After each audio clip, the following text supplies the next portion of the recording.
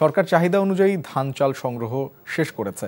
আগামী মাস থেকে OMS এবং খাদ্যবান্ধব কর্মসূচি শুরু হবে বলে জানিয়েছেন খাদ্য উপদেষ্টা আলী ইমাম মজুমদার।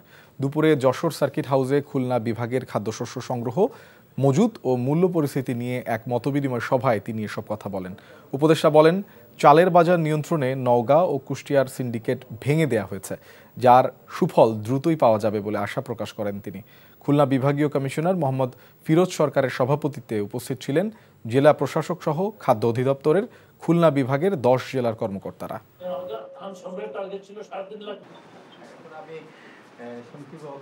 খাদ্যবান্ধব কর্মসূচিতে মোট বেনিফিশিয়ারি আছে এবারে 53 লাখ লোক, 53 লাখ পরিবার।